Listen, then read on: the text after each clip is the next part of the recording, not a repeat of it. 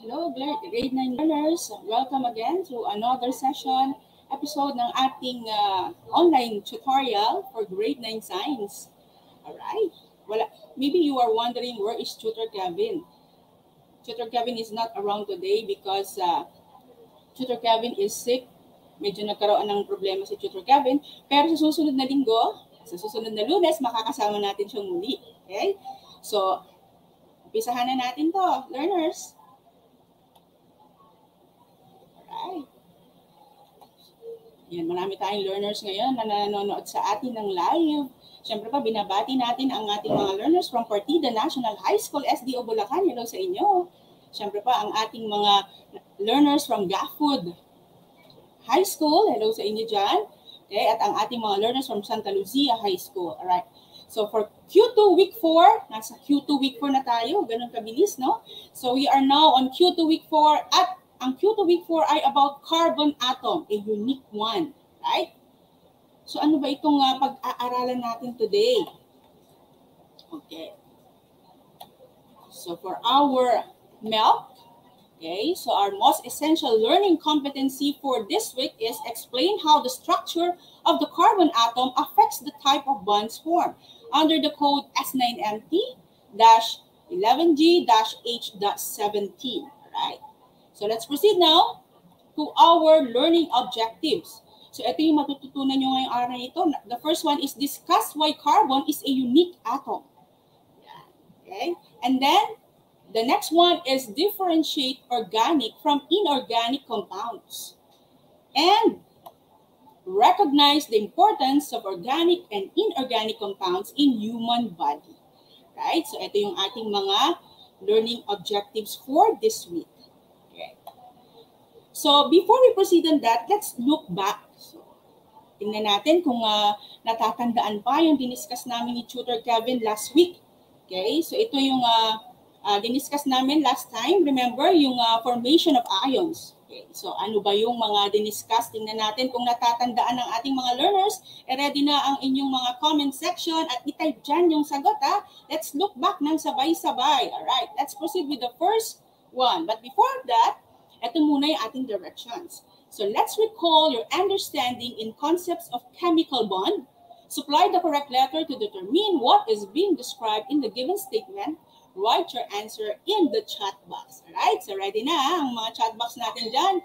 Mga learners from Malabon National High School, Santa Cruz National High School, Binacod Campus, at siyempre pa, yan, naka-ready rin. Alam kong na ready ang ating mga learners from Doña Magdalena H. Gafud High School. Alright.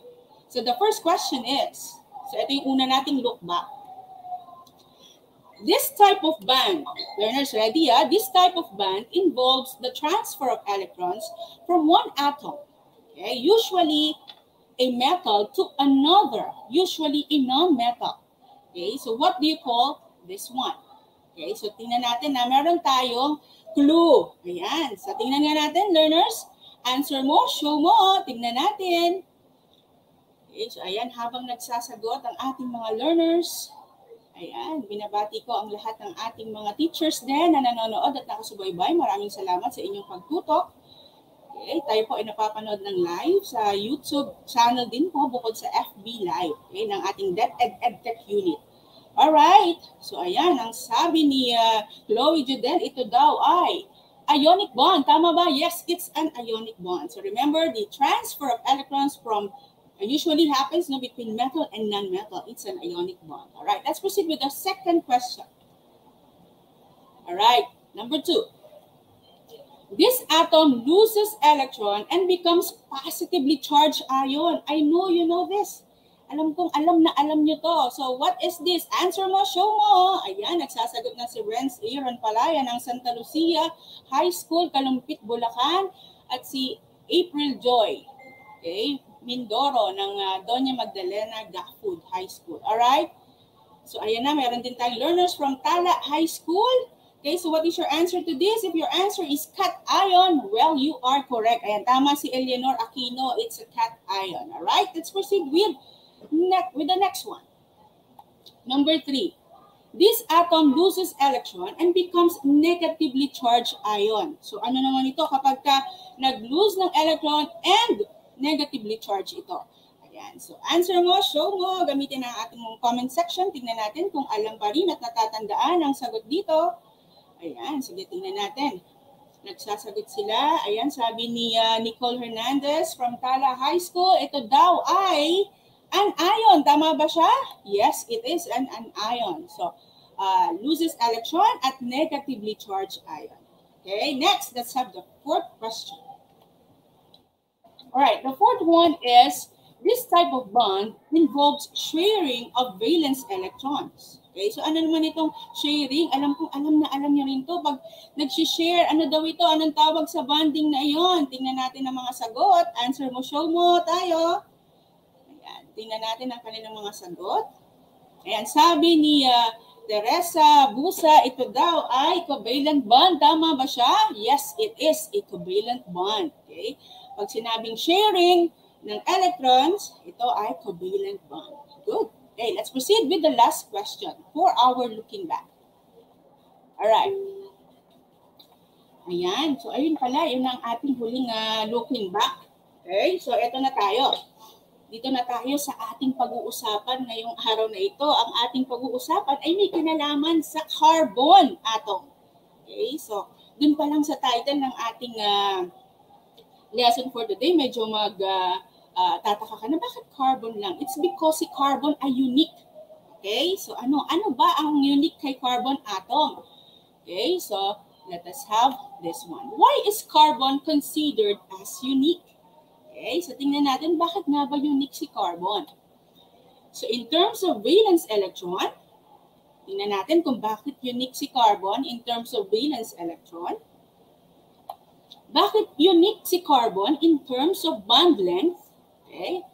Hello, Josephine from Kabulay High School. All right. In terms of strength, bakit unique si carbon? Okay. And in terms of multiple formation, bakit unique si carbon? Okay. Hello, Christine from Dabisol Elementary. Oy, pati elementary, nakatutok sa akin. Hello po. At siyempre pa si Ma'am Emil ng Quirino National High School, Quirino Isabela. Hello po sa inyo dyan. Alright. Okay, so unahin natin yung uniqueness ni carbon in terms of valence electron. Alright. So remember, carbon has 4 valence electrons. So you are seeing, alam ko you are very much familiar with this one, the Lewis electron dot structure which we discussed last time. Okay, so yung LEDs, okay, ni carbon has 4 valence electron. So ano ang unique sa kanya? Carbon atom's 4 valence electron can be shared, okay, can be shared by different particles that have electrons to share. Okay, consequently framing covalent or yung shared electron bonds. Okay? And also, they can even be shared by other carbon particles which can also impart electrons to other carbon molecules. Okay, so yun yung difference sa kanya. Talagang, alam mo, yung pag-share niya ay limitless. Parang ganun, no? Okay, so which can also impart electrons to other carbon molecules, framing long strings of carbon that cling to one another like links in a chain. So ito yun, tingnan nyo, no? If you will try to assess this one, yung example natin, you are seeing 4 carbon atoms there surrounded by 10 hydrogen atoms, okay, with a single bond. Okay? So tingnan yung maigi, no? Yun yung sinasabi that cling, okay, na to one another like a chain. So yan ang kakaiba kay carbon atom when it comes to valence electron. Okay, next one. Let us have bond length naman. Pag-usapan natin yung bond length. In terms of bond length, okay, carbon atom has the ability to form long carbon-to-carbon chains.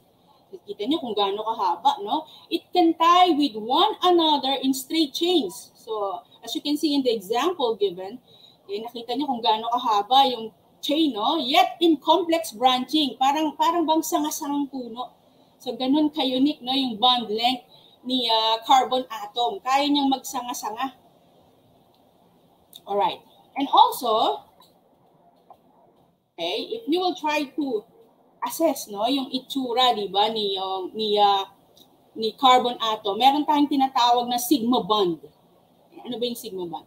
The carbon-to-carbon single bond is a sigma bond and is formed between one hybridized orbital from each of the carbon atoms. So you will see there, okay, na ganyan ka, because of this sigma bond, ganyan ka strong, okay, ang bonding. Dahil dyan nga sa sigma bond plus pi bond na yan ni carbon atom. Yun yung kanyang katangian, okay, when it comes to strength. Okay, so yan yung isa, no? So ulitin natin, no? We have uniqueness ni carbon atom in terms of valence electron. We have uniqueness of carbon atom in terms of bond length. At ito naman ay yung uniqueness ni carbon atom when it comes to strength. Okay, so nakita mo kung gaano, di ba? So yung sinasabi natin, no, na kasi characterized siya by diatomic atoms utilizing the language and tools for symmetrical groups, right? So let's proceed with the next one.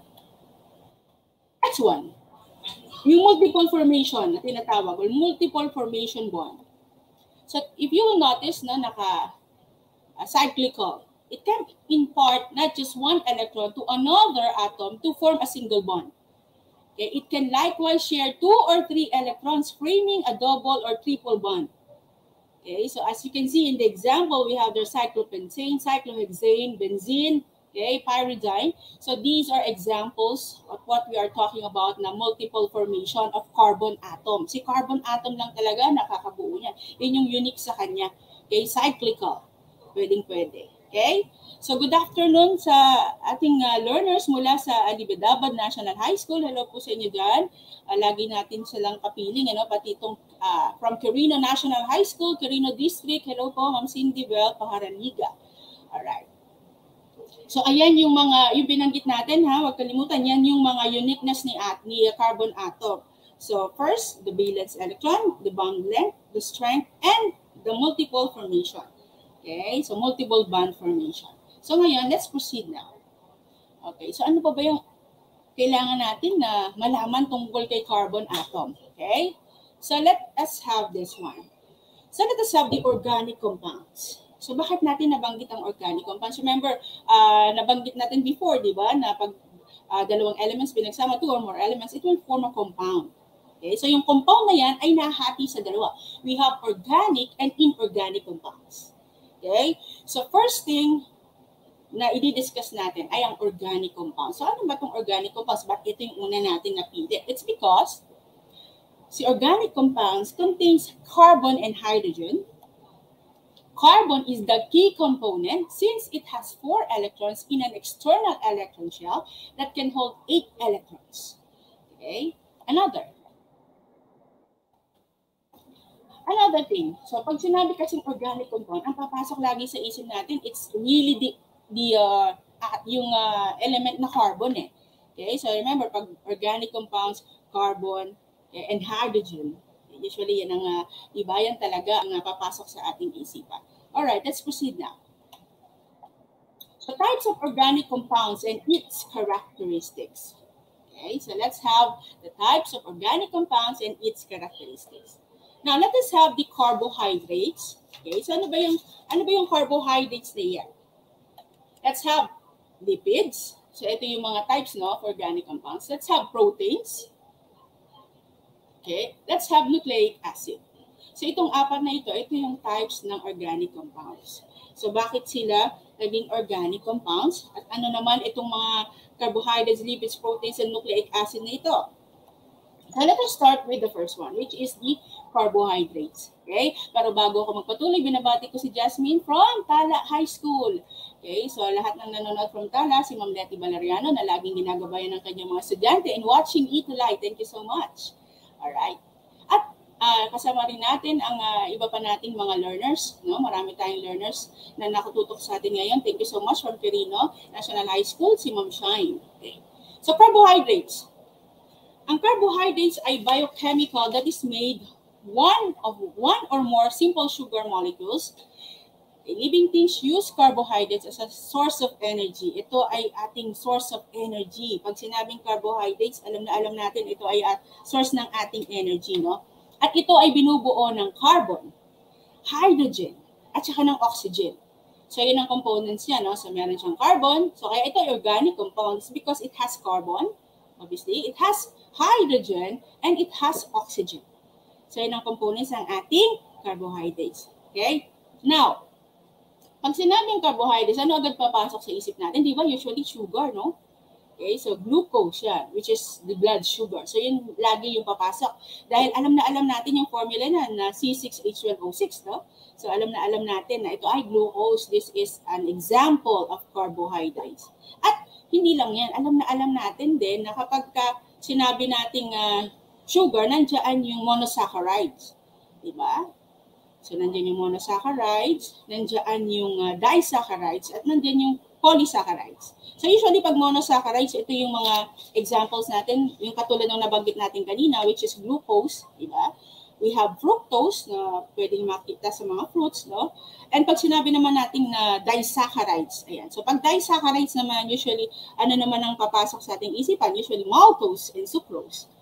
Okay? So kapag polysaccharides, nandiyan na yung starch, glycogen, which is found in the muscles, no? So yun yung mga examples natin dyan. Alright. So let's have now this one. Okay, lipids naman tayo. Pag sinabing lipids, ano naman ito? So another organic compounds. No? Pag sinabi namang lipids, ayan. So ano naman ang meron sa lipids? Biochemical that does not dissolve in water, fats, oils, okay, and waxes are examples of lipids. So what we are mentioning are examples already of lipids, no? Fats, oils, waxes. One of the functions of lipids is in living things is to store energy. So, ayun talaga yung parang specific function of our lipids. Pero usually, kapag sinabing lipids, alam natin ang components ito is almost the same with carbohydrates. Ito ay may carbon, may hydrogen, at may oxygen din. Okay? So, hello, Jerwin from Quirino National High School. Okay. So, ayun nga, no, yung binanggit natin, kapareho ni carbohydrates, it has carbon, it has hydrogen, it has oxygen.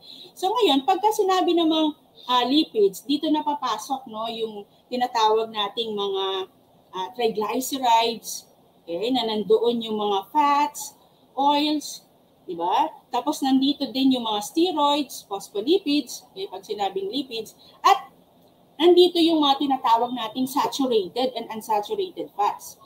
Kasi meron tayong mga di ba, may mga bad unsaturated fats pero may mga good naman din. Okay? Remember, itong mga good unsaturated fats natin, makikita ito sa mga avocado, sa mga nuts. Okay? So, ayan yun. And then, syempre ba, yung mga, meron tayong mga saturated fats din. Okay? So, ayan ay under lipids. No? Alright. So, let's proceed with the next one. Proteins. Ayan. So, proteins naman tayo, no? So, ito batiin ko muna, no, bago ako magpatuloy, Hello, Risha from Quirino National High School, Quirino District. Hello po sa inyo. Siyempre pa, from West District, Doña Magdalena, Gafud High School, April Joy Macarilay. Hello po sa inyo dyan. Salamat sa panonood. At from SDO Bulacan, Partida National High School. Hello po dyan sa inyo. Okay? At syempre pa ang Santa Lucia National High School. Alright, so we are now on proteins. Ano naman itong another component which is proteins? So tingnan natin kung ano naman ang proteins. So proteins are huge molecules with complex structures that permit them to take on significant functions in organic chemical reactions. Okay, so ano naman ang meron dito? Pagka proteins naman ang pinag-usapan, it has carbon, it has hydrogen, it has oxygen, at may dagdag. Okay, may nitrogen to. Unlike the first two, na binanggit natin, pareho silang may carbon, may hydrogen, may oxygen, the carbohydrates and the lipids. This time, sa proteins natin, may additional. So, meron tong carbon, hydrogen, oxygen, and nitrogen. Okay? So, yun yung difference ito dun sa iba, no? So, ano naman ang unique kay protein? Pag sinabing protein, usually, ang papasok sa isip natin ay the building blocks, which is the amino acids.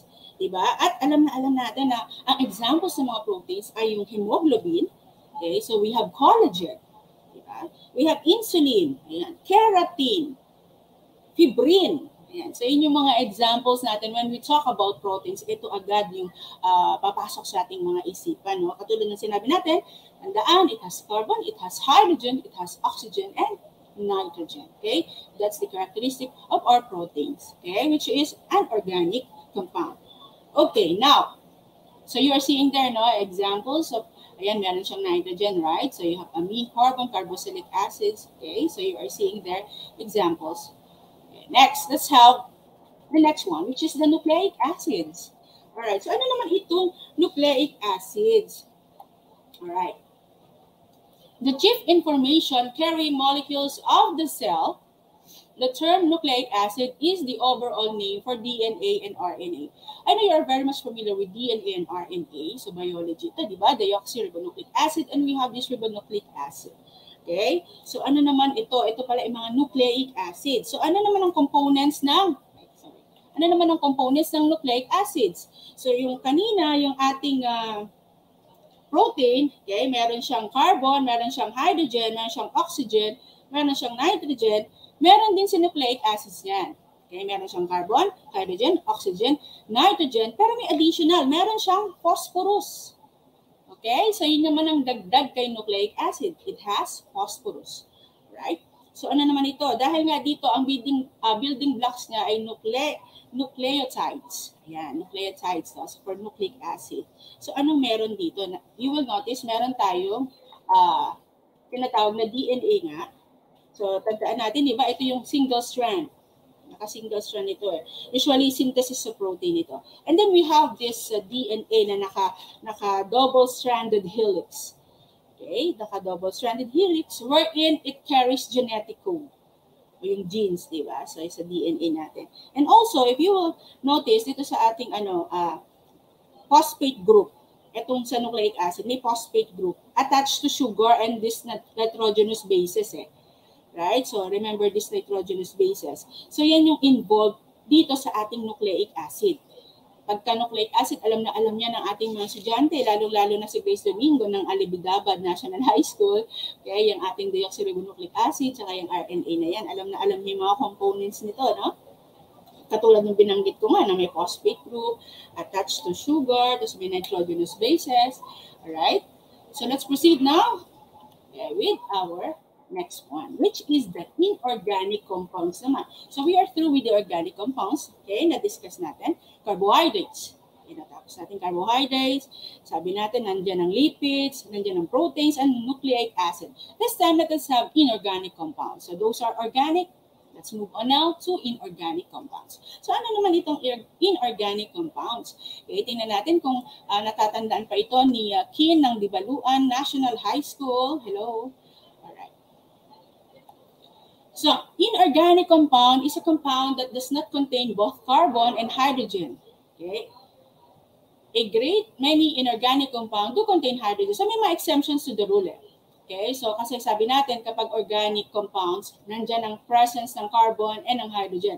But this time, you are seeing sa example natin ng inorganic compounds, nakita niyo kasi may water. Bakit yan, ma'am, may hydrogen? So, may exemptions tayo dyan. So, ang exemption dyan ay yung water nga. Okay, dahil ang symbol niya, ay formula niyan is H2O. And also the hydrochloric acid which is present in our stomach, okay, ay meron ding hydrogen, but it is considered as inorganic compound. The same with the carbon dioxide which has carbon, but it is considered as inorganic compound. Okay, so those are just some of the exemption to the rule wherein wala ngang carbon at hydrogen ang inorganic compounds. All right. So, yun yung sinabi natin. So, in contrast, only a handful of inorganic compounds contain carbon atoms. Carbon dioxide is one of the few examples, as I was saying a while ago. Okay. So, ano naman yung mga characteristics ng inorganic compounds? Okay. So, it contains some kind of metal. Okay? So, kaya nga kapag inorganic, it's mostly, kung yung kanina, covalent yung ating organic because of the sharing, no?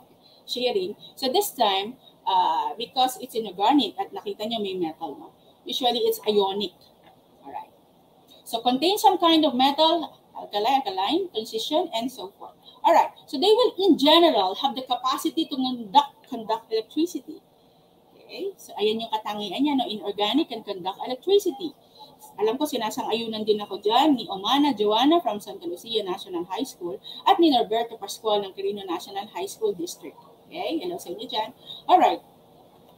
So another characteristic, because of ionic bonding, as I was saying a while ago, di ba, yung ating organic is more on covalent bonding. This time, the inorganic is ionic naman. Okay? Commonly found in inorganic compounds, they are held together tightly and have extremely high melting and boiling points. So, yun yung characteristic kasi ng ating mga ionic compounds. Okay? So, inorganic is considered to be, no? Dahil yun nga, sa kanyang characteristic. Alright.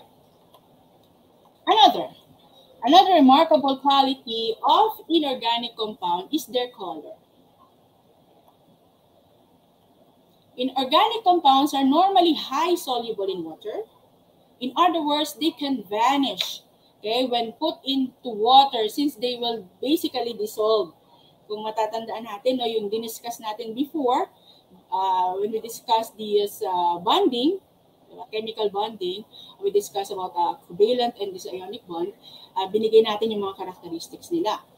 Okay. Dahil inorganic, mostly ay ionic nga, no? So, nakalagay dyan, it will dissolve. When put into water, since they will basically dissolve, right?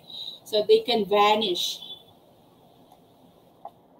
One more uncovering quality of inorganic compounds is their capacity to form crystals. Okay, so to form crystals. Nabanggit din natin yan before, so kaya ayan ay isa ring quality or characteristic ni inorganic compounds. Kung matatandaan yung bininggit natin, di ba, about the ionic compound before. So ito, another characteristic of inorganic is that it can form crystals.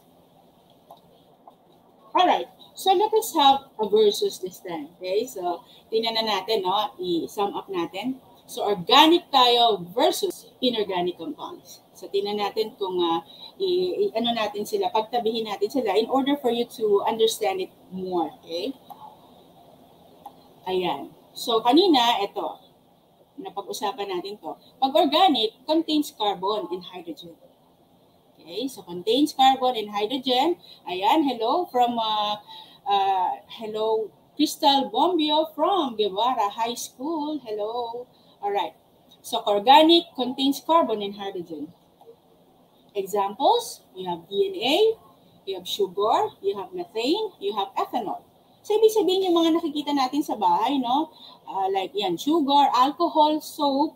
Yan. Those are examples of organic compounds. Okay? Next. Dito naman, kay inorganic. Ayan, sabi natin, usually don't contain carbon. Kaya lang may exemption dun sa rule, di ba? Remember, carbon dioxide is an inorganic compound, although you are seeing carbon there. Okay, and si hydrogen, hydrochloric acid naman, you are seeing hydrogen. And si water, or H2O, you are seeing hydrogen, but it is considered to be inorganic. Okay, so those are examples of inorganic compounds. So, table salt, hydrochloric acid, quartz, carbon dioxide.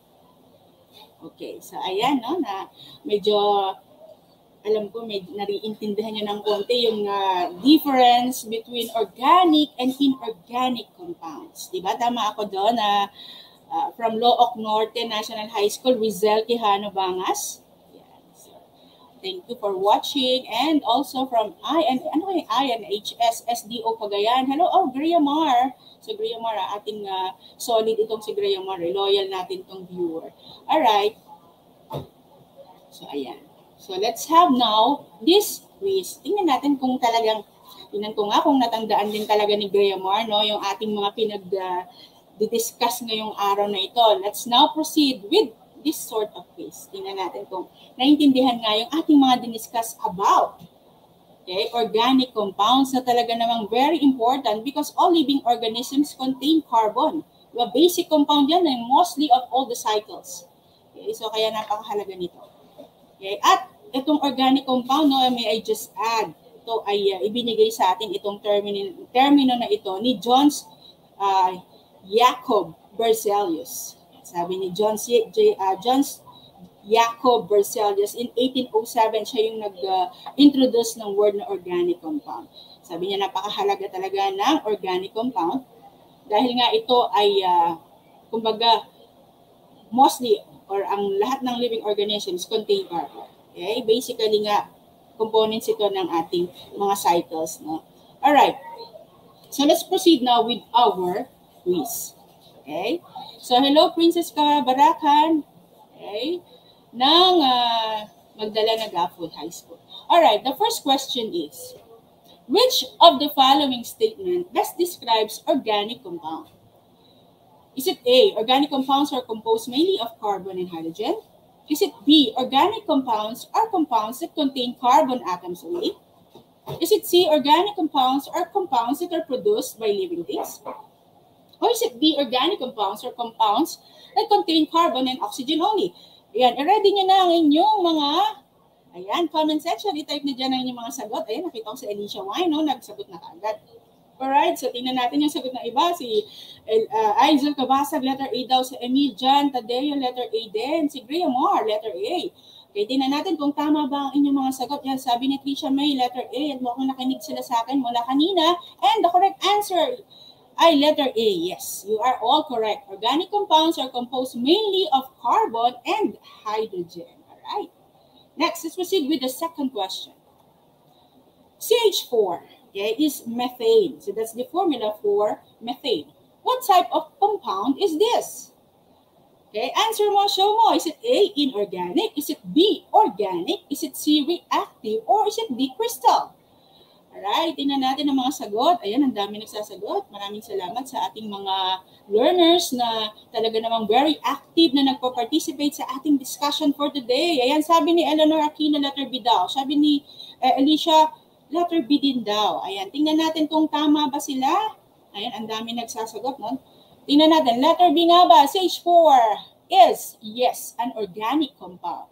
Okay, thank you so much. Tamang-tama. Ayan, ang daming tama, no? Lalo na yung nanonood from Quirino National High School. Alright, let's proceed with the third question. Which of the following best describe inorganic compounds? Okay, is it A, it contains carbon and hydrogen atom? Is it B, it does not contain carbon and hydrogen atom? Letter C, it can either be A or B. D, none of the given. Ayan, tingnan nga natin. We are talking about inorganic compound this time. So tingnan natin, answer mo, show mo. Tingnan natin si, ayan, sabi ni Jexter letter, ay, si Alicia ulit, no, nauna. Si Henchel B daw, si Jexter B daw. Irish B, si Alicia C siya. Alright, so tingnan natin, sabi ni Eleanor Aquino, letter B daw ito. Alright, tingnan natin. The correct answer to this is yes, you are all correct. Ayan, letter B, it does not contain carbon and hydrogen atom. That is for inorganic compounds. Remember, we are talking about inorganic this time. Okay, let's proceed now with number 4 question. Which of the given compound is organic? All right. So you have there letter A, HBr. Letter B, CHH18. C, NO2, D, CuSO4. All right. So alin dyan ang organic compound?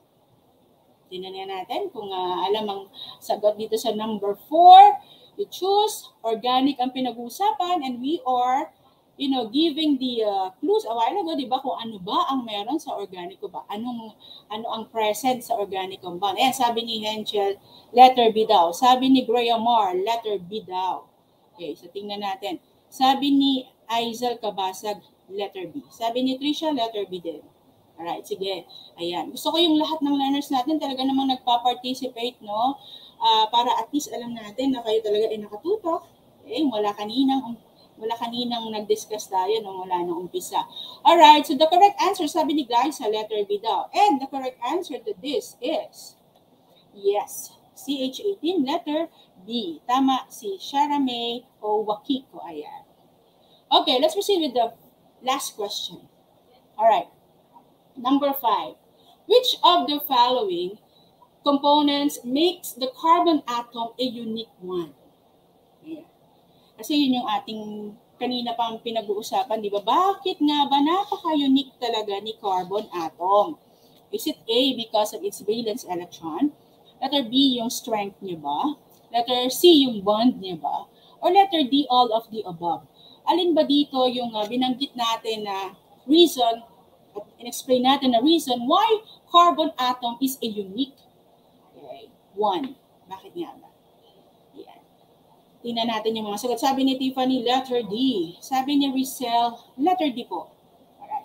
Sabi ni Eleanor, letter D din. Yan. Ano kaya nga talaga ang, yan. Sabi din ni Shara May Jean, letter D. Ni Anika, letter D. Alright. So kanina, binabanggit natin ito no? Binanggit natin yung uniqueness ni atom in terms of the following, di ba? Binanggit natin yung valence electron. Okay? Dahil si carbon atoms ay may 4 valence electrons, can be shared by different particles. Okay? Di ba? Nasi-share siya sa different particles. Binanggit din natin yung strength. Di ba? Binanggit natin yung strength. Yung strength naman niya, yung carbon to carbon single bond is a sigma bond. Remember, this sigma bond, ayan yung medyo strong, di ba? And is formed between one hybridized orbital from each of the carbon atoms. So, binanggit natin yan. So, yung kanina, binanggit din natin yung bond length. Diba? So, pag sinabi natin bond length, ano ba yung bond length? Carbon atom has the ability to form long carbon-to-carbon chains. Diba? Ganun kahaba, no? Long talaga, as in long, carbon-to-carbon chain. Alright? So, ibig sabihin, ma'am, yung choices na yan, lahat yan ay nabanggit. Actually, meron pa tayong isa dyan, di ba, yung ating multiple bond formation nga, which is pwede na rin dun sa bond length. Okay, so the correct answer to this, yes, tama naman si Honey Faye. Okay, it is letter D, all of the above. Okay, so dahil nga binanggit natin lahat yan yung uniqueness ni atom in terms of those things. Alright? So, ayan. Tingnan natin. Ang daming natutunan, no? Sana talaga namang alam ko naman na yan ay nandito lang sa ating isipan at magagamit natin yan, di ba? Sa pang-araw-araw. Okay, so yung lahat ng ating pinag-aaralan, lahat yan ay may application, di ba?